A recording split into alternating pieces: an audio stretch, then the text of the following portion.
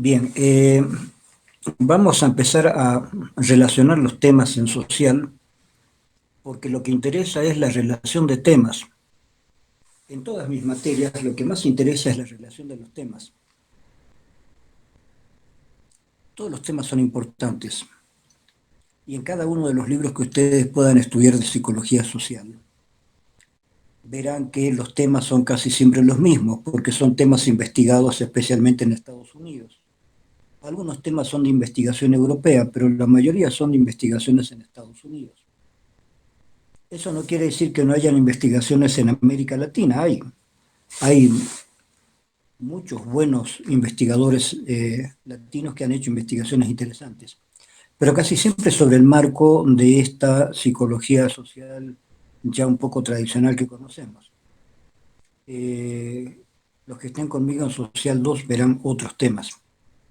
Ahora bien, en Psicología Social 1 lo que conviene es ir aprendiendo cada uno de los temas de los capítulos, profundizarlos, pero también relacionarlos. Por eso hay un par de relaciones que yo ya les he explicado, que son temas que hay que verlos en conjunto. Uno, por ejemplo, el de clases sociales e influencias culturales. No puedes estudiar clases sociales si no hablamos de qué cultura, ¿no? ¿En qué cultura estamos hablando de clases sociales? No es lo mismo.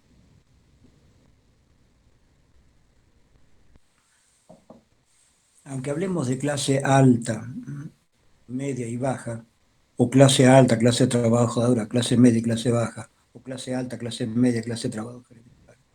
Pero no es lo mismo esas clases en culturas diferentes. ¿Cómo reaccionan las personas? Lo que nosotros estudiamos en psicología en general, y en psicología social en particular, es cómo reaccionan las personas en conjunto, ¿no es cierto? En psicología clínica o incluso en psicología educativa podemos ver cuestiones que salen de la norma, ¿no es cierto? Un neurótico se sale de la norma, consulta, y a partir de ahí es ese paciente que ve ese psicólogo. El psicólogo no está viendo mucha gente, está viendo un paciente específico.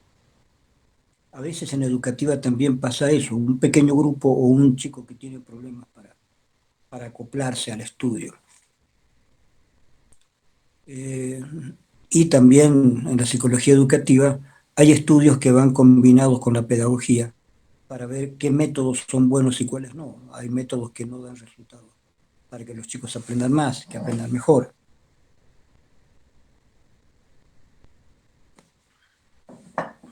Pero en la psicología social siempre nos vemos con grupos, siempre. La unidad mínima para trabajar en psicología social es el grupo. Y ahí nos podemos ir con la sociología a unidades mayores.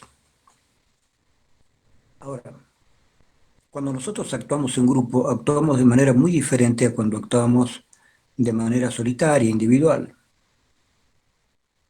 Yo puedo tener una conducta aquí en mi casa, sí, con mi familia, tengo un tipo de conducta, pero si voy a la universidad y resulta que hay una asamblea o hay algún evento donde de pronto yo me siento unido a muchas personas, de pronto puedo cambiar, de pronto según el tema que se trate puedo cambiar y yo puedo sentirme interpelado e influenciado por todo lo que hay de emoción colectiva y me olvido de ser quien soy. Me olvido que a lo mejor en mi casa he dicho, yo no me voy a meter en problemas con respecto a esto, esto y esto. Llego a la universidad, o aunque no sea en la universidad, estoy paseando, estoy yendo a la ciudad, a algún lugar, y hay un evento, hay algo donde hay mucha gente. Puede ser un evento de música, puede ser un mitin político, una reunión política.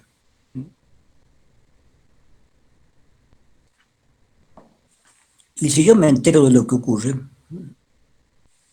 es probable que yo también me sume a esto, cuando en realidad no tenía ni idea de sumarme absolutamente a nada, ¿no es cierto? Entonces la pregunta es, ¿cuánto nos influencian los demás? ¿Cuánto nos influencia el grupo? ¿Cuánto nos influencian las noticias? ¿Cuánto nos influencia el lugar donde vivimos, el país donde vivimos? Por ejemplo, cada tanto hay problemas políticos en todos los países, eso es normal. Cuando hubo el problema político en Bolivia con respecto a la salida de Evo Morales y después la otra presidenta y después la vuelta del MAS, todo esto que hemos vivido y justamente mezclado con la pandemia, todo esto ha afectado a todas las personas en Bolivia. Ahora, no todo el mundo ha reaccionado igual. Algunas personas han reaccionado queriendo que vuelva Evo Morales porque eran partidarios de él. Otros han reaccionado no queriendo que vuelva Evo Morales porque no eran sus partidarios. Esto es lógico, se da en todos los países, se ha dado en todas las épocas. Quienes apoyan a una persona o a otra para que los represente, porque el presidente es un representante de la población. En democracia se lo elige por mayoría. Si lo eligen es porque la mayoría está de acuerdo con el plan que él propone para gobernar, ¿no es cierto? Entonces decimos, hay las personas X, Y, Z, digamos, hay tres sujetos que proponen cosas, para lo que sea, ¿no? Alcaldía, presidencia de la nación, lo que sea. Entonces, a mí me gusta lo que propone el sujeto X, aunque también el Y, pero más el X. A otras personas les convence más el sujeto Y, a otras personas les convence el sujeto Z. Cada cual se convence de algo diferente. Y como hay democracia, cada cual vota. Y vota por aquel sujeto que le parece más convincente. Y si la votación es correcta, si no hay ningún problema de fraude, ¿no?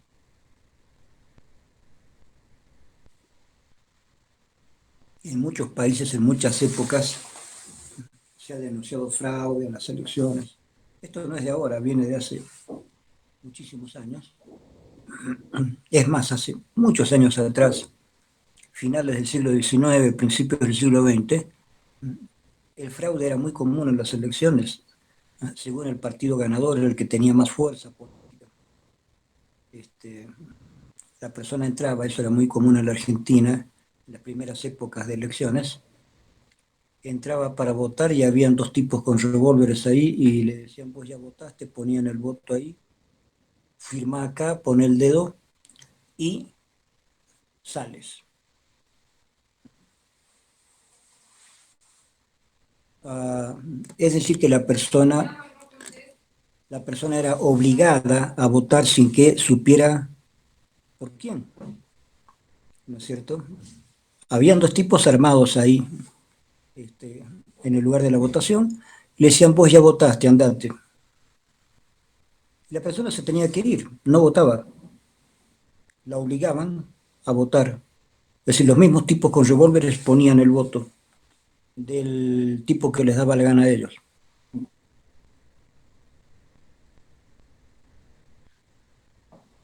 Tenías que tener mucha suerte si ibas a algún lugar y en ese lugar había gente correcta que te permitía votar, pero por lo general, según el lugar donde ibas a votar, habían pistoleros, mafiosos que te obligaban a votar. Es decir, ni siquiera alcanzabas a votar, ellos votaban por ti y con el revólver te decían que te fueras. Esas épocas ya pasaron, esas épocas ya pasaron. Pero lo mismo, todavía hay discusiones sobre la votación, sobre si hubo fraude, si no hubo fraude. En todos los países sucede esto, puede haber una desconfianza, ¿no es cierto? Si esa desconfianza es de unas pocas personas, no sucede nada. Si de pronto esa desconfianza es grande, son muchas las personas que desconfían, tenemos un problema serio. Tenemos un problema serio. Han habido problemas en Estados Unidos, en Bolivia, en Argentina. Podemos tener problemas muy serios si muchas personas desconfían del proceso eleccionario, no de la persona que está postulando. Eso es otro problema. Si yo creo en el postulante o no creo, es un problema previo. El otro problema es si yo creo que las elecciones se están haciendo bien o no. En Estados Unidos 2 o 3 veces han habido problemas porque hay dudas de que esa elección haya sido buena. Cuando ganó Donald Trump, por ejemplo, y en la última votación también, han habido dudas en Estados Unidos por primera vez en años de que esas votaciones fueran limpias. Parece que hubo alguna trampa electrónica, alguna trampa por aquí, por allá. Hoy en día las trampas para la votación pueden ser muchas, diferentes. Hoy en día hay mucha tecnología y la tecnología se puede utilizar para hacer trampas en la votación. Por ejemplo, acá dijeron, aunque es discutible, ¿no es cierto? Algunos dicen que no está aprobado, otros dicen que sí está aprobado, de que la votación que se hizo para Carlos Mesa no funcionó porque las papeletas de votación, es decir, las papeletas grandes donde estaban todos los votos, no llegaban directamente al lugar donde tenían que llegar. Llegaban por internet y las desviaban a una computadora oculta. Esta computadora revisaba las cifras de votación, las cambiaba y las mandaba de vuelta, de manera que las cifras que se han leído no eran las correctas. Ahora, eso se hizo de una manera bastante torpe, si es que se hizo así, porque suspendieron la votación durante casi todo un día, hasta que reanudaron. Y la Comisión Europea, que estaba acá viendo las elecciones, hizo un llamamiento público por televisión. Dijeron, esta suspensión de las elecciones de casi 24 horas no es correcta, no nos parece bien. Bueno, después apareció todo lo demás. Entonces, se puede hacer trampa, siempre se puede hacer trampa en todo, ¿no es cierto? En las elecciones que tenemos aquí mismo en la universidad, a veces hay desconfianza en las elecciones, que pasó esto, pasó aquello. Eh, bueno, ustedes saben que cuando uno va a votar, lo primero que tienen que hacer los frentes de votación es entrar a la sala de votación. Si es aquí en la universidad, elegimos un aula, en esta aula se va a votar. Entonces hay que mirar el aula por todas partes, si no hay alguna ventana por la cual alguien pueda sacar fotografías o hacer algún tipo de presión o algo. Entonces se vigila, digo esto porque tengo mucha experiencia en esto. Se vigila el aula, se vigilan las condiciones de votación, eh, se vigila que el día de la elección no hayan personas portando carteles o haciendo propaganda, porque ese día ya la gente tiene que votar. Entonces la propaganda tiene que terminar 24 horas antes. Si la propaganda no termina y continúa la propaganda, se está influenciando el voto, ¿cierto? Se está influenciando el voto.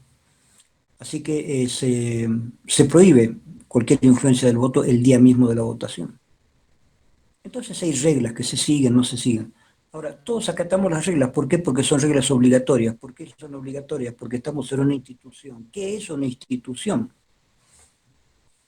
¿Qué es una institución? La universidad es algo más que la universidad, es una institución. Cuando algo se instituye es porque muchas personas se ponen de acuerdo en legalizar algo. Vamos a legalizar algo que se va a llamar Universidad Mayor de San Simón.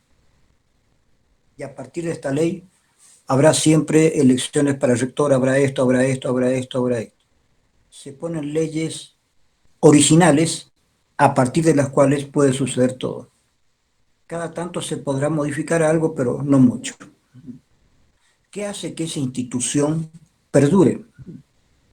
Entre otras cosas, el hecho de que otra institución mayor la legaliza y la garantiza. La institución mayor es el país, la nación, el Estado. El Estado dice las universidades estatales están garantizadas por el Estado boliviano. Es un Estado, o sea que es la institución más fuerte que hay. La institución más fuerte es el Estado. A partir de ahí, todo lo demás se legaliza, todo lo demás tiene valor institucional. Entonces la universidad funciona porque el Estado boliviano la garantiza. Si el Estado boliviano dice sí, hay algo que se llama universidad, nosotros garantizamos su funcionamiento. Además le ponemos plata para que funcione. El Estado boliviano pone mucho dinero para que funcionen todas las universidades estatales del país.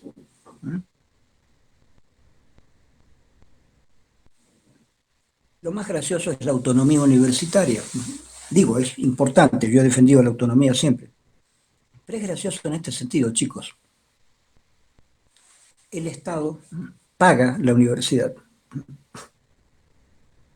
Todo lo que se hace en la universidad es porque el Estado pone dinero. Construcciones, aulas nuevas, pizarras, marcadores, papelería, todo, edificaciones, todo, sueldos administrativos, sueldos docentes, sueldos de ayudantes, todo lo paga el Estado. Pero digo, lo gracioso es que nosotros tenemos autonomía universitaria. La autonomía universitaria, tal como la conocemos acá en Latinoamérica, comenzó en Córdoba en 1928, por ahí. Fue una revolución universitaria que se hizo en Córdoba, en Argentina, antes, 1918. Y esa revolución era para que ni el Estado ni la Iglesia influyeran en la universidad. La universidad, al ser un centro cultural, un centro intelectual donde se investiga, no puede estar coaccionada ni por la Iglesia ni por el Estado. Entonces, la autonomía universitaria es que los docentes, los alumnos, los que formamos realmente la parte intelectual de la universidad, tenemos el derecho de nosotros mismos crear nuestras materias, decir cómo vamos a enseñar, qué líneas vamos a seguir. Tenemos libertad para eso. No es que el Estado nos dice qué es lo que tenemos que enseñar, como lo hace con la escuela primaria. En la universidad, los docentes decimos qué tenemos que enseñar. Nos reunimos, cada tanto cambiamos un plan de estudios, con discusiones, pero al final se llega a algún acuerdo de un plan de estudios, qué materias vamos a enseñar, cada docente tiene la libertad de decir cómo va a enseñar su materia. Esa libertad de pensamiento, esa libertad intelectual, es lo más importante y valioso de la autonomía universitaria. Incluso nosotros podemos criticar al gobierno. ¿Por qué les digo gracioso? Gracioso porque es un poquito contradictorio. El gobierno paga todo. La universidad no funciona si el gobierno no paga. Y son varias universidades estatales. Es mucho dinero el que el Estado gasta para que funcionen las universidades. Sin embargo, el Estado no tiene derecho a nombrar a los profesores, ni a decir qué planes de estudio van a haber, ni a nombrar, mucho menos, a las personas que dirigen la universidad, directores de carrera, decanos, rectores, etc. El Estado no se mete en eso. Todo lo hacemos nosotros, por la autonomía universitaria. Nosotros elegimos a directores de carrera, a decano con director académico, a rector con vicerrector. Nosotros elegimos a nuestros representantes gremiales. Hay gremio a nivel de docentes, a nivel de alumnos, a nivel de los administrativos. Estamos agremiados. Entonces hay una gran libertad política de elegir. Nosotros elegimos los planes de estudio, decimos qué es lo que se va a estudiar. Es decir, hay mucha libertad dentro de la universidad y eso se llama autonomía universitaria. No estamos fuera de Bolivia, estamos dentro de Bolivia. Por eso no tenemos independencia, no se puede hablar de independencia universitaria. No existe eso. Pero sí existe autonomía universitaria. Esa autonomía universitaria significa que tenemos libertad dentro de la universidad para manejar la universidad, intelectualmente hablando, culturalmente hablando. económicamente hablando dependemos del Estado, el Estado pone el dinero. Entonces yo les digo que es gracioso porque un presidente podría preguntarse, ¿por qué diablos yo les voy a dar dinero si yo no puedo decir nada y ellos hacen lo que les da la gana? Por eso es que han habido en Bolivia cada tanto golpes de Estado, donde los militares toman el mando y un militar, qué sé yo, digamos, Banzer, García Mesa, un militar lo primero que hace es cerrar la universidad y después la reformula para que esa universidad esté al servicio del Estado. El Estado dice qué profesores van a haber allí, qué es lo que se va a enseñar. El Estado influye, ¿no es cierto? Se corta la autonomía. Si hay luchas sociales y volvemos a la autonomía, cosa que sí ha sucedido en Bolivia, volvemos otra vez a los planes autónomos, volvemos otra vez a las reuniones de consejos de carrera, consejo facultativo, consejo universitario, donde los mismos docentes y alumnos, importantes docentes y alumnos, tomamos las riendas de la universidad en todo lo que significa el funcionamiento interno, la parte intelectual, investigativa, la parte docente, la parte, no la parte administrativa la manejamos relativamente. Eso está más en manos del rector, porque el rector es el único que puede administrar de manera directa la economía de la universidad. Él es el que puede decir, pondremos dinero en esto o no pondremos dinero en esto. Tiene la última palabra el rector también. Por eso a veces hay enojos contra el rector. Pero en términos generales, el gobierno pone dinero y nosotros decimos lo que hay que hacer en la universidad. Figura un poquito contradictoria, ¿no es cierto? Porque si eres presidente de la nación, dices, caramba, ¿por qué yo voy a pagar a las universidades si las universidades están contra mí, digamos? Digamos que todas las universidades se enojan con un presidente. Y el presidente dice, ñatos, pero yo les estoy pagando. Los sueldos de ustedes, las edificaciones que hacen, los papeles que utilizan, todo lo paga el Estado. Ah, pero ahí hay una diferencia. Si estamos en un Estado democrático, el presidente no es el dueño del Estado. Hay ministerios. Y el Ministerio de Educación le puede decir, señor presidente, no se meta en esto, las leyes son así, las universidades son autónomas. No podemos meternos así de esa manera. Usted no puede controlar las universidades. ¿Sí? Podemos decirle a las universidades, no hay dinero para esto, hay que ahorrar esto. Podemos dar algunos lineamientos económicos, pero no podemos así nomás cerrar las universidades o dirigirlas intelectualmente. Eso se hace en un golpe de Estado. Nosotros estamos en un gobierno democrático, señor presidente, eso no se puede hacer. Eso se lo tiene que decir el ministro de Educación o los asesores que tenga el presidente. ¿Se dan cuenta? Ahora, la pregunta es, ¿por qué hacemos todo eso? ¿Quién ha dicho que tal le tiene que obedecer a cual o que tal le tiene que obedecer a cual? ¿Quién hizo las reglas? ¿Y quién obedece las reglas? ¿Y qué hay que hacer para que las reglas sean obedecidas? Muy bien. Para que las reglas sean obedecidas se necesita la fuerza. El Estado tiene la fuerza. El ejército y la policía dependen del Estado. Entonces, cuando el Estado dice hay que hacer esto, hay que hacer eso. Si alguna persona no lo quiere hacer, ahí interviene la policía. Si hay mucha gente que no lo quiere hacer, interviene el ejército. Siempre que se trate de una cuestión legal, que el Estado dice, bueno, la Cámara de Diputados, la Cámara de Senadores, que son los representantes del pueblo, han decidido esta ley. Entonces esta ley hay que cumplirla. No soy yo el presidente el que dice, no soy un presidente tirano, sino que los representantes de la población, Cámara de Diputados, Cámara de Senadores, ¿sí? La legislación, dice que hay que hacer esto. Y yo soy ejecutor de eso, yo soy el presidente. Entonces, yo hago cumplir la ley. Los representantes de la población hacen una ley. Y yo, que soy el poder ejecutivo, ¿sí? El presidente es poder ejecutivo, ejecuta las leyes. Esa es su misión. Pero ¿cómo nos organizamos con todo esto? No es fácil, chicos, hay que estudiar historia para ver que la historia humana ha sido un despelote total. O sea, desde que éramos pitecántropos hasta ahora han pasado muchísimas cosas. pero es maravilloso todo lo que ha pasado y es maravilloso que nosotros hayamos aprendido a creer en cosas invisibles, como las instituciones. Las instituciones no existen y sin embargo son las cosas más seguras que tenemos.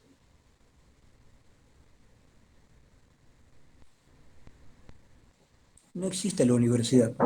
Esto creo que ya se los expliqué en alguna clase. Volveremos sobre eso un cachito. La universidad no existe.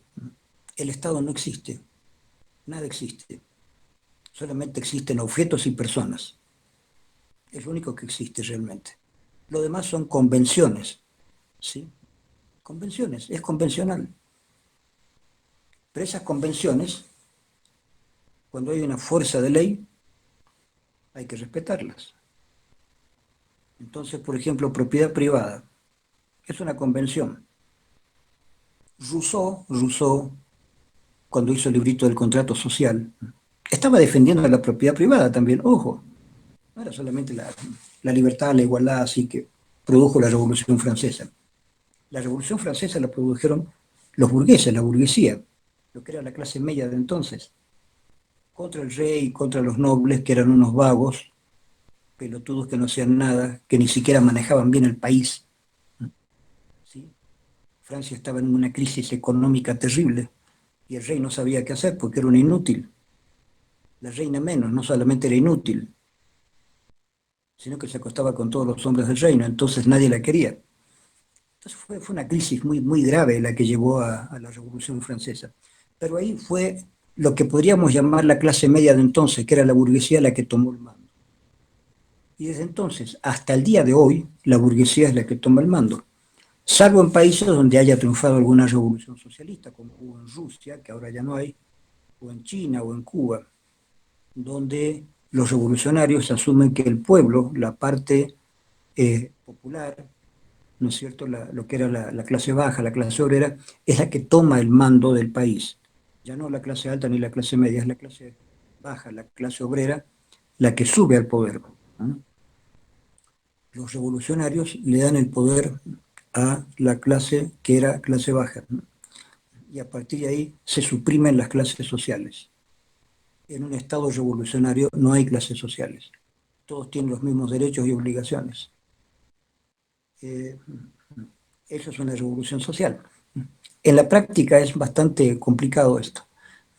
Pero como les digo, todo esto son convenciones. Convenimos en hacer algo. Es una convención apoyada por la policía y el ejército. Es decir, no es charle, hay un palo, hay un garrote detrás, ¿no es cierto? No es charle nomás. No es que yo digo y listo, porque yo digo se hace, no. Hay un garrote atrás. Si no lo haces, entonces, boom. Había un chiste de Quino, el dibujante argentino de tiras cómicas, donde aparecen unos tipos en la edad de las cavernas, así, vienen con unos garrotes, y le dicen al tipo, ¿qué opinar del rey, digamos? El rey dice, respetar opiniones. Entonces el tipo se larga contra el rey, bla, bla, bla, bla, bla, bla. Y los tipos dicen, lo agarran con los palos y lo muelen a palos. Entonces le dicen al tipo, cuando está botado en el piso, dicen, a nosotros respetar opiniones, pero no respetar tu cuerpo, digamos, no respetar la persona. Entonces, claro, respetan las opiniones, el tipo puede decir lo que quiera, pero como habla en contra del rey entonces, lo muelen a palos. No están obligados a respetar su cuerpo, pero sí sus opiniones. Puedes opinar lo que quieras. ¿Estás de acuerdo con el gobierno? Sí, ah, qué bien. ¿No estás de acuerdo? No. Boom, palos. Respetamos tu opinión, pero te molemos a palos porque eres enemigo. Ese dibujito representa muy bien cómo funciona lo convencional. Vivimos por puras convenciones, muchachos. La mayoría de las cosas que nosotros vemos y que respetamos no existen. No existe la universidad. Esto ya lo he explicado en otro momento. Cuando los trotskistas tomaron la universidad, ¿qué es lo que tomaron? Tomaron el lugar físico de la universidad. Pero no la universidad es una institución, no es un lugar. La universidad no son las aulas, no son los bancos. Es cierto, tiene que haber un lugar para poder pasar clases, pero la universidad es una institución. La institución es una figura simbólica que funciona porque el Estado la defiende. Y ojo que en ese entonces el Estado no nos defendió, se quedó quieto el Estado, no metió policía ni ejército allá adentro para sacar a los troscos, dejó que la universidad resuelva sus problemas. Y una de las formas de resolverlo es que pasamos clases fuera, en otros ambientes. ¿Es legal? Claro que es legal. La universidad no es el lugar, la universidad es una institución. La institución no es algo material, es un conjunto de símbolos. Se entenderá por universidad el hecho de que hayan clases, el hecho de que hayan docentes, el hecho de que hayan... Si hay docentes y alumnos, y el Estado dice, si hay docentes y alumnos, existe algo llamado universidad, porque están enseñando materias que ya no son las materias del colegio, están enseñando profesiones, y se ha articulado todo esto, a esto se le llama universidad. No a los bancos, no a las aulas. Eso sirve para que funcione la universidad, por supuesto, es muy útil, pero podría funcionar en cualquier parte. ¿No es cierto cómo está funcionando ahora? Si la universidad consistiera en lo material, chicos, en este momento no podrían haber clases. Las clases virtuales deberían considerarse ilegales porque no estamos en el lugar mismo de la universidad. Pues bien, estas clases son legales. Les repito, la universidad es una institución, no es una cosa, no es un objeto. Las instituciones no son objetos, no son cosas. Las instituciones es un orden jurídico que muchas personas tienen en su cabeza porque han pactado para eso.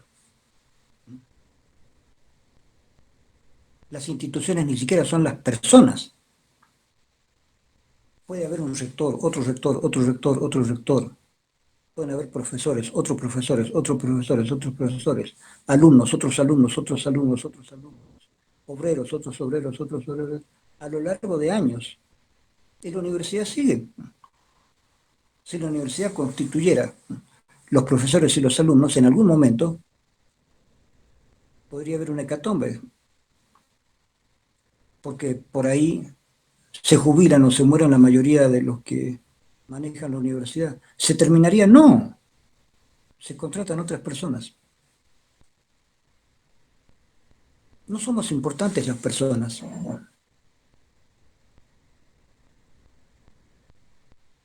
No somos importantes en el siguiente sentido, no somos imprescindibles. Para que la universidad funcione, no es imprescindible que haya docentes y alumnos. Es imprescindible que algo la haga funcionar y que por supuesto hayan docentes y alumnos que quieran que funcione. Eso que le hace funcionar es una ley y la ley es convencional. Hay muchas personas que toman el poder por la fuerza, el poder siempre es por la fuerza. Vean, acá hay elecciones. Ha sucedido, ha sucedido. Se hacen elecciones, democrático, todo democrático. Y sin embargo, el presidente dice, hay gente que quiere sacarme de acá, yo no quiero salir. Y él mismo provoca un golpe de Estado. Es decir, ese presidente entró por elecciones, pero después quiere seguir presidiendo y hace un golpe de Estado. Porque dice que él ha descubierto que hay gente que lo quiere matar, bla, bla, bla, bla, bla, bla, y él produce un golpe de Estado. Él le pregunta al ejército si el ejército va a estar con él. El ejército le dice, sí, presidente, vamos a estar con usted. Bien, yo quiero gobernar ahora por la fuerza. Ya listo, estamos con usted. Se produce un golpe de Estado y a partir de ese momento, ese presidente va a funcionar como dictador, no como presidente. ¿Sí?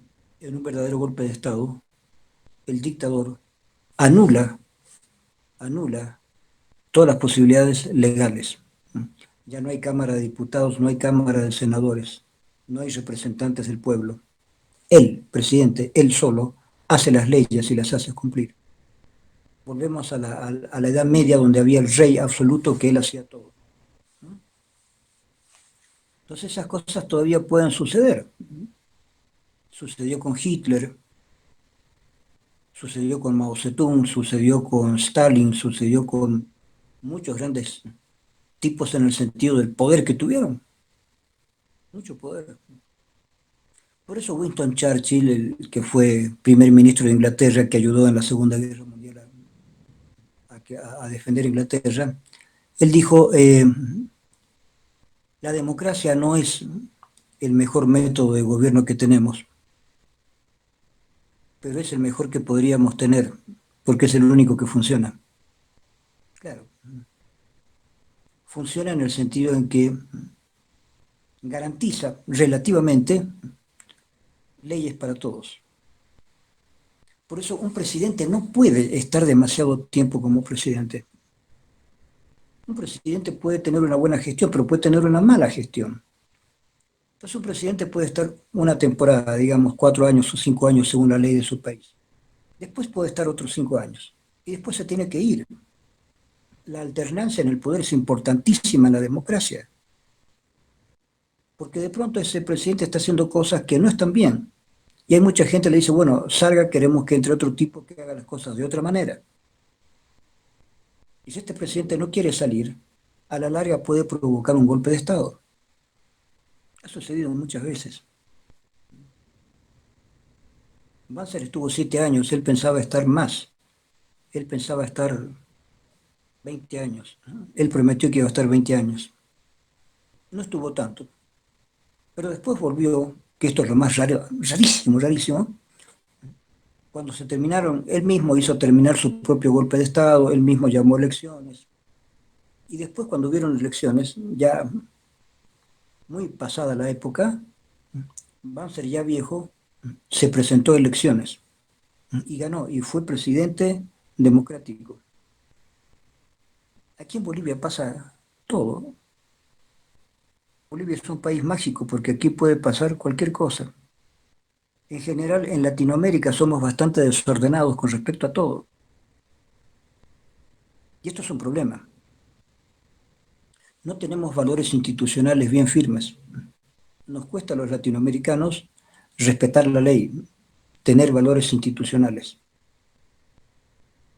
Por eso es muy importante estudiar la psicología social latinoamericana para ver cómo y por qué los latinoamericanos funcionamos casi siempre destruyendo las instituciones. Ahora con la pandemia el problema se ha vuelto mucho más grave, pero en general, en términos generales, los países en los cuales sus habitantes son más respetuosos de la ley son países que han podido superar el COVID de una manera muy interesante.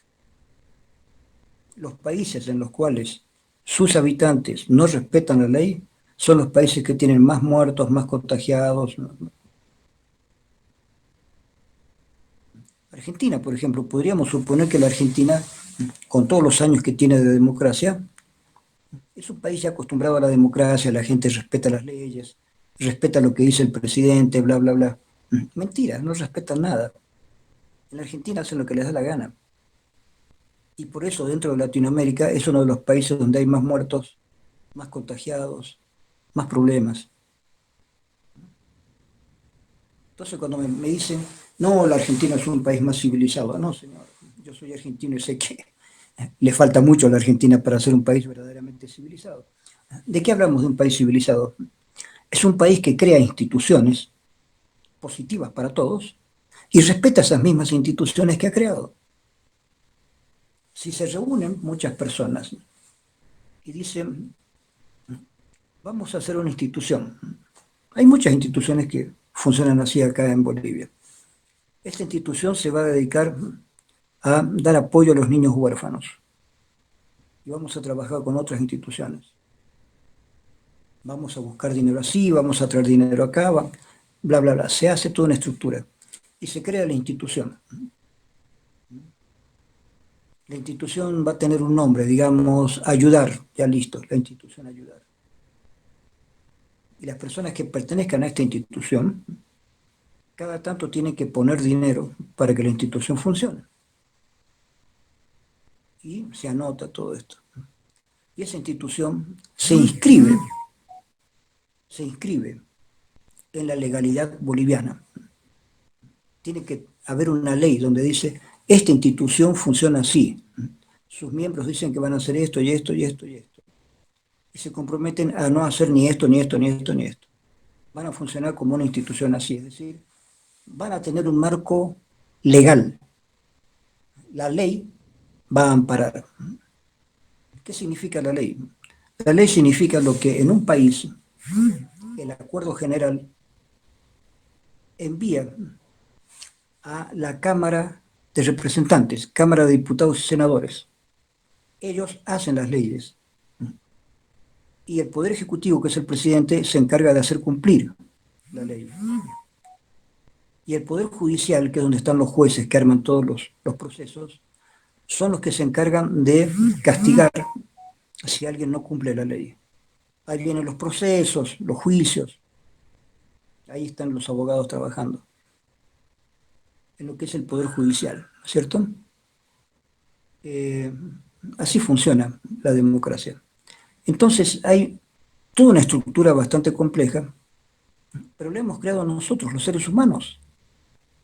No han venido extraterrestres a decir esto va a ser así. No ha venido un ángel mandado por Dios a decir esto va a ser así, así, así. No, nosotros los seres humanos hacemos eso y nos obligamos a cumplir. Ahora, cuando la gente no cumple, cuando esto se está transformando en algo peligroso, en ese momento es cuando podría haber un golpe de Estado. Es decir, el ejército toma el mando y el ejército dice queremos que esta persona sea el presidente. Entonces ahí es un gobierno ya por la fuerza. Es decir, la fuerza siempre está presente. No es que nosotros por vivos nomás queremos hacer las cosas así o así. No, hay leyes y hay una fuerza. Hay el ejército y la policía. Una vez que se produce una ley, el ejército y la policía se encargan de que se cumpla la ley. Si alguien no lo cumple, va preso. Ahí va la policía y lo agarra. Y si el tipo se escapa, se hace el vivo, le pegan un balazo y ahí termina la historia. ¿Por qué? Porque la policía y el ejército tienen el permiso de la institución, que es el gobierno, para portar armas. Nadie más tiene permiso para portar armas, solamente el ejército y la policía. Son las personas a las cuales el gobierno les permite portar armas para poner en claro una situación, para detener a la persona sospechosa de haber cometido un crimen o criminales que están en ese momento cometiendo un crimen, ladrones que están haciendo un robo. Entonces solamente el ejército y la policía pueden portar armas. Esas armas son compradas por el gobierno. Ese gobierno es el representante del pueblo. El dinero que se le saca a la gente, es decir, los impuestos que paga la gente, sirve para que el gobierno le pague a los hospitales públicos, a las universidades públicas, a la policía, al ejército. Entonces las armas que tiene el ejército y la policía las compramos nosotros, es decir, todos los ciudadanos que pagamos impuestos directos o indirectos, ¿sí? Porque si no pagamos impuestos directos, pagamos impuestos indirectos también cuando compramos un producto, los ñatos que fabrican ese producto nos encajan a nosotros el impuesto que ellos tienen que pagar. En el precio de un producto va incluido el impuesto que los tipos pagan. Entonces, hay muchos impuestos directos e indirectos que pagamos, o pagamos por la casa que tenemos, o pagamos por el auto que tenemos. Siempre hay impuestos que se pagan. Con esos impuestos, el gobierno tiene que mantener universidades, escuelas, hospitales estatales, porque también hay universidades privadas, hospitales privados, escuelas privadas. Lo privado es lo del orden de los ciudadanos y también la ley protege eso. Entonces, toda esta cuestión complicada que le hemos complicado nosotros los seres humanos, en el fondo, fondo, tiene que ver primero con lo convencional. Es convencional. Podemos hacer de así o asá o asá, si la ley lo permite. E incluso el hacer las leyes también es convencional. Si hay un grupo grande de personas que dicen, esta ley no es buena, la cambiaremos por otra, y hace el pedido en la Cámara de Diputados, y los diputados y los senadores toman en cuenta ese pedido, se cambia la ley, se hace otra ley. Y si a partir de ahora esta ley no sirve, ahora sirve otra ley. Y esta otra ley el gobierno la va a hacer cumplir. Una vez que se dicta una ley en el poder legislativo, el poder ejecutivo, que es el presidente con todos los ministros y el ejército y la policía, ellos la hacen cumplir. Y si alguien no la cumple, ahí entra el poder judicial, proceso, cárcel o lo que sea. Así funciona. Pero nosotros lo hemos hecho funcionar así. Lo que quiero que ustedes entiendan es que los seres humanos, nosotros solitos hacemos la sociedad. Todo lo que existe lo hemos hecho nosotros, los seres humanos. Todo, todo. Salvo las piedras, las montañas, los ríos, ¿no es cierto? Pero todo lo que existe hecho por esta humanidad lo hemos hecho nosotros solos, la humanidad. Y la psicología social consiste, en último caso, en saber cómo es que nosotros nos unimos para poder hacer todo esto. ¿Cómo es que se forman los grupos? ¿Por qué se forma un grupo, mayor o menor? ¿Por qué hay clases sociales? ¿Hay clases? Sí, hay clases. ¿Cómo funcionan? Así, así, así, así. Ahora, hay algo que el libro no explica. ¿Por qué históricamente aparecieron las clases sociales? Eso ya tiene que ver con la historia de la política, con la historia de la sociedad. ¿Por qué aparecen las clases sociales? Ahí hay que estudiar política, economía, sociología. Por eso yo meto a veces estos temas para que ustedes vayan más allá de la psicología social bonita como se la cuenta y entiendan cómo funciona todo esto. ¿Qué más hay que investigar? Todo está en manos nuestras, o sea, lo más grandioso y lo más trágico es que todo depende de nosotros como seres humanos. La sociedad que hay es porque la hemos hecho nosotros. Y cuando yo digo nosotros, decimos nosotros los seres humanos. ¿Sí? A lo mejor yo no tengo la culpa del presidente que hay o del presidente que no hay. No he intervenido de manera directa en eso. Y especialmente acá en Bolivia, porque yo no voto en Bolivia. Voto en la Argentina. Soy culpable de las cosas que pasan en la Argentina. ¿No es cierto? Yo voté por este presidente que hay ahora en la Argentina. Y si este presidente no sirve, es culpa mía, digamos. Yo soy uno de los muchos que puso el voto para que ese tipo esté ahí. Es mi responsabilidad como ciudadano. Si no funciona, ¿sí? ¿Por qué voté por él? Porque el anterior me pareció un desastre. No porque este me parezca muy iluminado, sino que el anterior fue desastroso. ¿Sí? Como profesional, yo sé los errores que cometió el presidente anterior. Y espero que este no los cometa, pero justo viene la pandemia y se armó un lío. Y en pandemia casi ningún presidente está haciendo las cosas bien, porque están todos atemorizados, presionados, hay empresas que no funcionan, hay crisis económica en todo el mundo. Pero, aún con esto, les repito, les repito, hay varios países, Australia, Nueva Zelanda, Japón, hay varios países que están manejando esto bastante bien, la misma China incluso, por el orden social. Las personas respetan el orden social.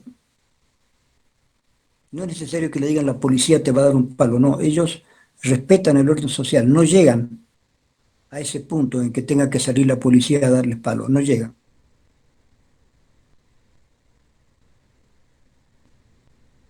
El ejemplo más hermoso es los japoneses han tenido muchos terremotos, es un lugar de terremotos, Japón.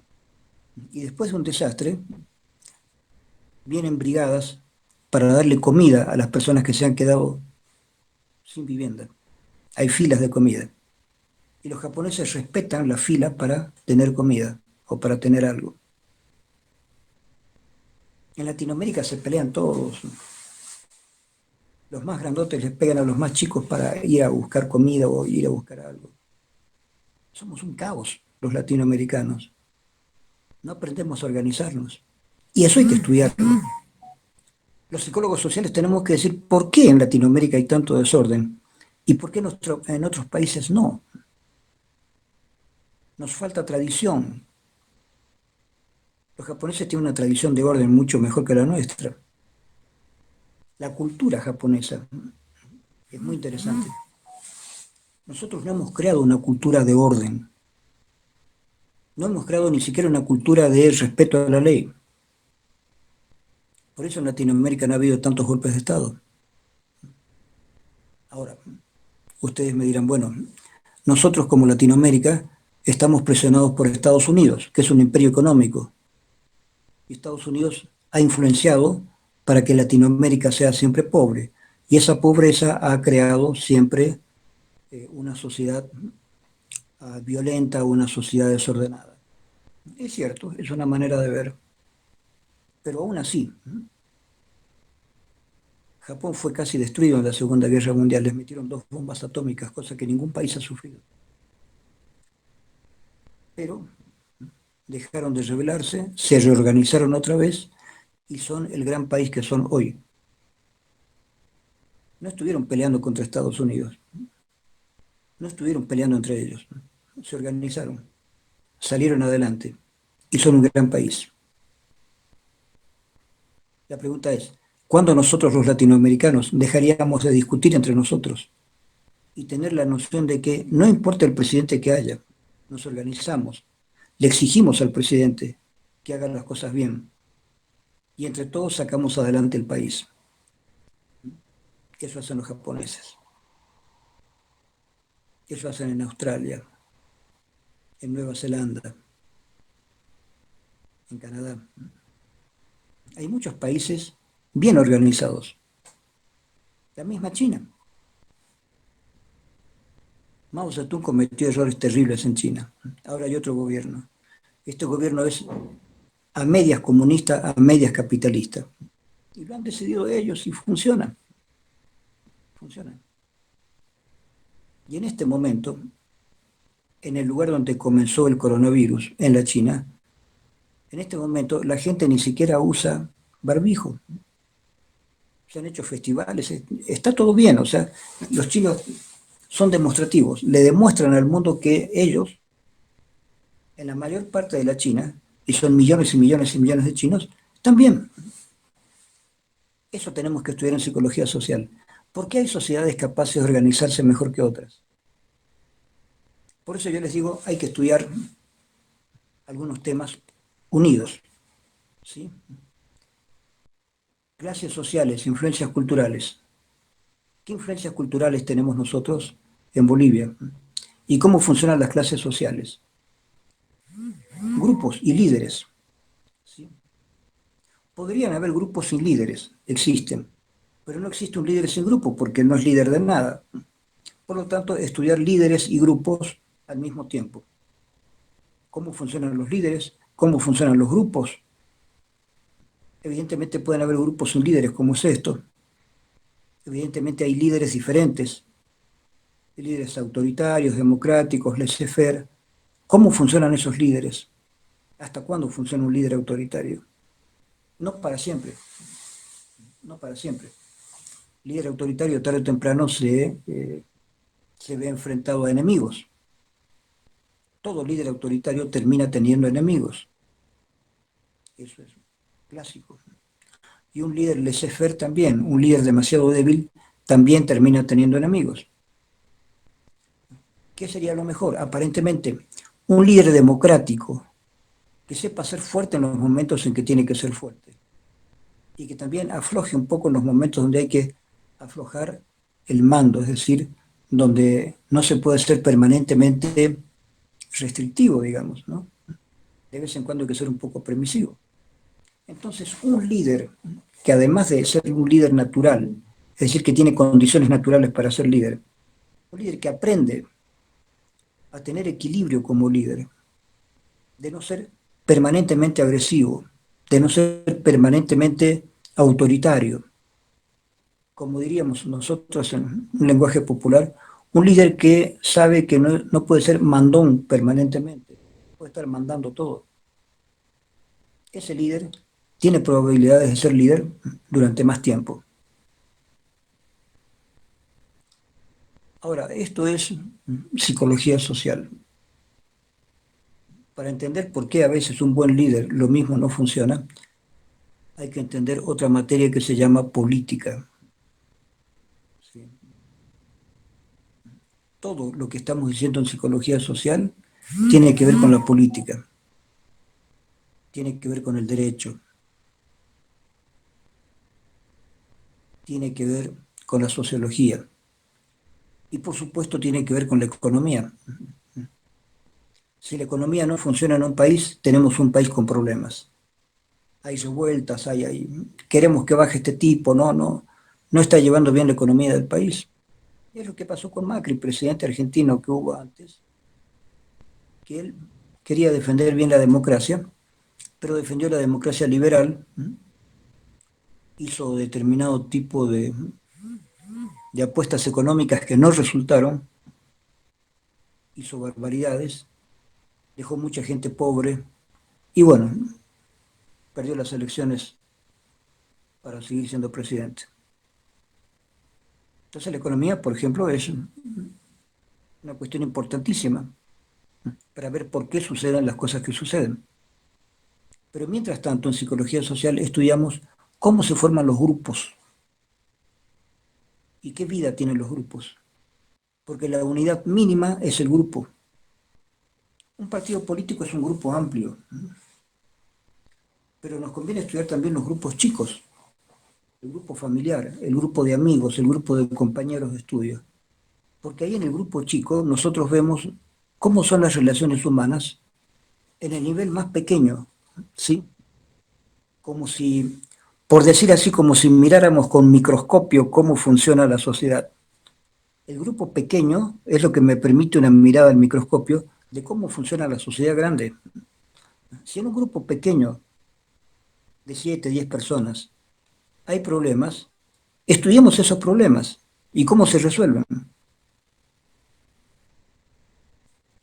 Y ahí vamos a empezar a entender cómo funciona el ser humano y qué es lo que puede pasar en grupos grandes cuando ya hay mucho poder, cuando hay armas, cuando hay esto, cuando hay aquello, cuando hay intereses económicos grandes, cuando hay intereses económicos que estamos hablando de millones y millones de dólares, cuando hay mucho poder, ¿qué sucede? Y ahí ya entramos de lleno en el mundo de la política, de la economía.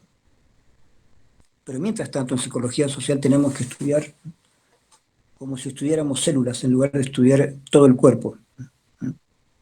Estudiamos células. Somos eh, los microbiólogos de la sociedad. Estudiamos qué pasa con un líder, qué pasa con un grupo. Un grupo de 10 personas, no más. Un grupo pequeño. ¿Qué pasa a ese grupo? ¿Cómo funcionan los grupos? Eso quiero que lean y eso quiero que entiendan. Hay diferentes clases de grupos. Y todo grupo tiene que funcionar por dos cosas. Tiene que funcionar si hay un sentido para el grupo. ¿Para qué un grupo se reúne? Debe tener un objetivo. Si no hay objetivo, no hay grupo. Nadie se reúne porque sí. Tiene que haber, aunque sea un objetivo mínimo. Cumplir el objetivo, el grupo desaparece o no. ¿Y por qué podría no desaparecer? Porque el segundo punto interesante, aparte del objetivo, es la cohesión o cohesividad. Y hay que ver cuáles son los factores de cohesión. ¿Por qué un grupo se puede mantener cohesionado cuando a lo mejor ya cumplió su misión como grupo? Digamos, vamos a hacer un grupo para aprobar la materia psicología social del Barraza. El Barraza dice que tenemos que funcionar como grupo, no más de 7 personas. Bueno, nos reunimos como grupo. Hay un objetivo. ¿Cuál es el objetivo? Aprobar Social 1 con el Barraza. Ya listo, eso es un objetivo. Se cumple el objetivo, aprueban la materia. Y después lo normal es que el grupo se disperse. Pero a lo mejor a los miembros del grupo les gustó estar en ese grupo. y el grupo continúa. Es decir, la cohesión fue más importante que el objetivo. El objetivo fue cumplido, el objetivo que los unía como grupo, aprobar Social 1. Ese objetivo se cumplió. Pero quedó la cohesión, se cohesionaron mucho como grupo y después no quieren separarse. Y a partir de ahí el grupo se fija otros objetivos, es decir, aprobar otras materias, o ir de excursión, o hacer un baile, qué sé yo, hacer una fiesta. Ya los objetivos pueden ser otros, pero la cohesión ya está dada. La cohesión o cohesividad, de las dos maneras aparecen en los libros, la cohesión o cohesividad es aquello que mantiene unido al grupo. Entonces ahí es cuando podemos ver aparecer un líder. A veces hay un líder tan bueno que ese líder es el que al mismo tiempo logra el objetivo del grupo y logra la cohesión del grupo. Es un grupo que está cohesionado porque le gusta ese líder. Es un líder creativo, es un líder que acompaña, es un líder que también es fuerte para conseguir los objetivos. Es un líder que a veces te riñe, pero también te comprende, etcétera, etcétera, etcétera. Entonces, un buen líder podría lograr el objetivo, el cumplimiento del objetivo y la cohesión, la cohesividad del grupo. Entonces, si no hay un objetivo y no hay cohesión, no hay grupo, olvídense. Para que haya un grupo que se forme realmente como grupo, tiene que haber un objetivo, si no, ¿para qué se van a juntar? Tiene que haber un objetivo. El grupo se reúne aunque sea para bailar los sábados, qué sé yo, lo que sea. Pero hay un objetivo, hay un por qué se reúne el grupo. Pero tiene que haber una cohesión. Si no hay cohesión, el grupo se va dispersando. Se va uno, se va otro, se va otro y desaparece el grupo. ¿Quién es responsable del objetivo de la cohesión? El líder. Por eso es que un líder no puede ser simplemente un líder autoritario. Porque la gente se va a cansar del líder autoritario y decir, bueno, andate a pasear. O sea, no puede ser autoritario todo el tiempo. A menos que los que conforman el grupo obtengan alguna ventaja de ese líder autoritario. Yo supe que un grupo musical formado por, no sé, cuatro o cinco tipos, tenían sus chicas, pero cada una de las chicas del miembro del grupo tenía que acostarse con todos los miembros del grupo, cada una de las chicas. Si todos los miembros del grupo tenían que tener relaciones sexuales con todas las chicas del grupo. ¿Por qué? Para que no hubieran celos, para que no hubieran problemas. Aquí no hay problemas de mujeres, las mujeres son comunes, por lo menos en una temporada. Después cada cual tiene su chica. Pero esa chica ya ha estado con todos los demás. No hay celos. Eso es una cuestión que hizo este grupo. Y es probable que muchos grupos hayan hecho esto. ¿Sí? Ustedes saben que existe, más allá de las leyes o de las leyes morales o de las cuestiones legales, existen muchas formas donde la sociedad toma en grupos determinadas conductas. Por ejemplo, eh, la relación de parejas. Una pareja va a lo de otra pareja, cenan y después tienen relaciones cruzadas. ¿Sí? El esposo de esta señora se va a acostar con la mujer del otro tipo y este señor se va a acostar con la otra mujer. Se cruzan a nivel sexual. El marido de acá con la esposa de allá, el marido de allá con la esposa de acá. Eso también es algo que no está en la ley. No hay leyes morales ni leyes escritas que digan que esto se puede hacer. Pero la gente lo puede hacer, es convencional. No lo dice, no, no es algo que trascienda mucho, pero sabemos que esas cosas sí suceden. Y es un acuerdo entre partes. Cuando quieren liberarse, se acuerdan y dicen, bueno, ya no, listo. Es un acuerdo entre partes. Con esos acuerdos es con lo que nosotros vamos haciendo una sociedad. Con esos acuerdos es que formamos un grupo. Este grupo acuerda tal cosa y esa cosa se convierte en un objetivo. Y al mismo tiempo, para cumplir el objetivo, necesitamos un líder o a lo mejor dos líderes que hagan cohesión del grupo. A lo mejor hay dos líderes en un grupo. Hay un líder que es el que cumple el objetivo, ¿sí? El que cumple la misión. Y hay un líder que sirve para la cohesión. En un grupo, a lo mejor hay una persona que cada vez que se juntan, cuenta chistes, hace chistes, mantiene a la gente unida en un ritmo de simpatía, digamos. Me gusta ir a este grupo porque hay este compañero que cuenta chistes, que es chistoso. Me gusta estar ahí, pasamos un momento agradable gracias a este chistoso, a este cómico del grupo. Bueno, entonces ese tipo tiene una misión en el grupo. Su misión es mantener la cohesión del grupo. El grupo se mantiene cohesionado porque hay un miembro del grupo que es el chistoso, el buen tipo, y al grupo le gusta estar con esa persona. Pero también está el líder mayor, que es el que hace cumplir el objetivo. Entonces, ese grupo tiene las dos cosas. Un líder que hace cumplir el objetivo y un sublíder, ¿sí? Un líder menor, pero que es muy importante porque mantiene la cohesión. El grupo se mantiene cohesionado por el líder afectivo y cumple la misión para la cual se han reunido por el líder objetivo, el líder que hace cumplir el objetivo. De esta manera es como funcionan los grupos. ¿Sí?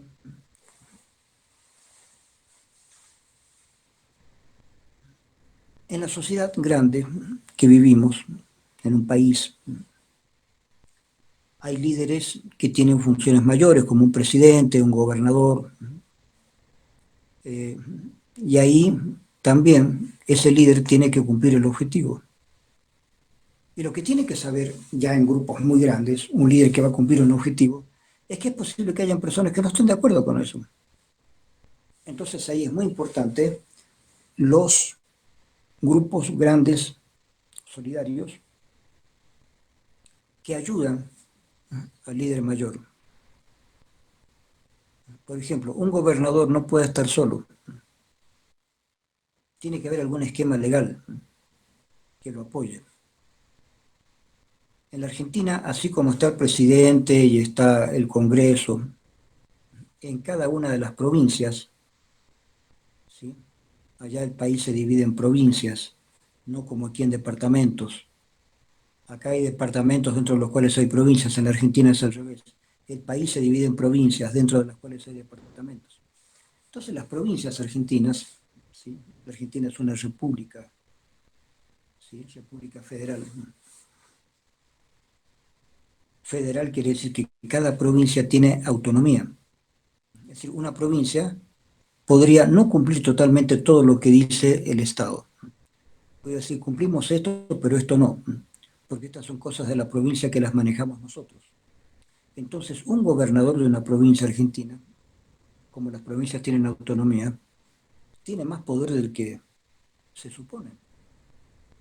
Y si es ayudado, hay una solidaridad con él, de parte de diputados y senadores de la provincia, cada provincia tiene también sus diputados y senadores, si es apoyado por la parte legislativa de su provincia, él puede hacer una serie de cosas por su provincia. Por ejemplo, cuando lo sacaron a Perón en 1955, ¿sí? Tenía que durar hasta el 56, lo sacaron en el 55. Mendoza, donde yo nací, es un lugar que aparte de tener viñedos, producir mucho vino, también tiene petróleo. Entonces, al nuevo gobierno militar que hubo, el gobierno de Mendoza le hizo un pedido formal. Le dijo, cuando estaba Perón, Perón no nos dio, sacó petróleo de Mendoza, pero no nos pagó las regalías por ese petróleo. Mendoza como provincia produce petróleo, muy bien. Ese petróleo es utilizado por el gobierno central, ya de acuerdo. El gobierno central quiere sacar nuestro petróleo ya, pero nos tiene que pagar regalías. Y el gobierno de Perón nunca pagó regalías nosotros como provincia. Si ustedes lo sacaron a Perón, nosotros como provincia le pedimos que nos paguen las regalías que no nos han pagado en la época de Perón. Eso lo supe porque mi padre tenía un montón de revistas oficiales, políticas, y, y leí todo eso, leí la carta que le hacía el gobierno de Mendoza al gobierno mayor argentino para que le paguen las regalías del petróleo. Es decir, esa autoridad tiene una provincia en la Argentina. La provincia se puede enfrentar al gobierno nacional. Señores, basta de esto, necesitamos esto. Acá también podría suceder con todas las leyes que se han ido aprobando en Bolivia, que digamos Cochabamba como departamento le diga al gobierno central, señores, Cochabamba necesita esto, esto, esto y esto, y ustedes tienen que cumplir con Cochabamba. Porque la constitución política dice esto y esto y esto y esto, ustedes tienen que cumplir. Entonces, esos acuerdos que hacen los seres humanos, que se convierten en leyes, hacen que esas leyes se tengan que cumplir. Y entonces se forman grupos pequeños o grupos medianos o grupos grandes que le exigen unos a otros el cumplimiento de las leyes. Pero para eso no puede ser una sola persona, no puede ser un solo gobernador que pide. Es el gobernador apoyado por la mayor parte de una población. Entonces ahí no es solamente el líder, es el grupo que apoya al líder el que le da fuerza para que el líder pida algo. Para que un gobernador de cualquier departamento de Bolivia le pida al gobierno central algo, tiene que estar apoyado también por los grupos que forman la mayoría en su departamento. Entonces todos los que se sienten cochabambinos solidarios con el señor X, que está de gobernador, lo apoyan, demuestran su apoyo con pancartas, cosas. Entonces ese gobernador se siente apoyado por la mayoría, no necesariamente por todos, se siente apoyado por la mayoría. Es un grupo grande que apoya a un líder y este líder le puede pedir a otro líder mayor, que es el presidente, que nos traiga más vacunas, qué sé yo, o que necesitamos mantener la universidad, no nos puede quitar los sueldos, o necesitamos que tales hospitales tengan más productos que nos faltan, no hay medicinas para el hospital X. Entonces el gobernador de ese departamento pide cosas al gobierno central, apoyado por grupos grandes que forman su poder en ese departamento. Les digo esto para que ustedes vean, si estamos viendo líderes y grupos, quiero que ustedes vean cómo encuentran esta dinámica líder-grupo en muchas esferas, en cosas grandes, en cosas medianas, en cosas pequeñas. El papá en una familia es el líder de la familia, pero es el líder que tiene que cumplir objetivos, que la familia salga adelante, que los hijos estudien, que trabajen, bla, bla, bla, bla. Que la familia, si es posible, tenga su casa propia, que tengan una movilidad, que tengan más comodidades. Ahí el jefe de familia, como se suele decir, el jefe de familia es el líder de la familia, que trata de conseguir todo esto. Cuando los hijos crezcan, se irán y cada uno de ellos tendrá que ser líder de su familia. Pero no siempre es el padre el que logra la cohesión, el padre es el que fija los objetivos. La mamá es la que generalmente logra la cohesión del grupo que llamamos familia. La familia también es un grupo convencional, es un grupo que ya está instituido, sabemos qué significa una familia. Ya la sociedad ha instituido esto que se llama familia. La familia es un grupo especial. El líder de ese grupo generalmente es el papá, como líder que fija el objetivo. La mamá suele ser la líder que fija la cohesión. Entonces la familia se mantiene unida por un papá que dirige la familia hacia mejores oportunidades, y por una mamá que mantiene la cohesión del grupo familiar. Si esto es así, esa familia elabora cosas, se desarrolla. Después cada uno de los hijos crecerá y cada uno se irá de la familia. Cada uno de ellos a su vez formará otra familia, formará otros grupos familiares. Pero así como funciona la familia, funciona la universidad, funciona el Estado, todo funciona de manera muy parecida. Entonces, si ustedes estudian bien cómo funcionan los grupos y los líderes, si ustedes estudian bien cómo funcionan las influencias culturales con los estratos sociales, si estudian estas cuatro cosas, van a entender cómo funciona un país. Y si entienden cómo funciona un país, entonces ya van a entender mejor cómo funciona la sociedad. Listo, acá vamos terminando, chicos, la clase de hoy. Acuérdense que las preguntas que tengan, por favor, háganlas por escrito y las respondemos después también por escrito. Gracias, chicos. Chau, chau. Gracias, licenciado. Gracias, licenciado.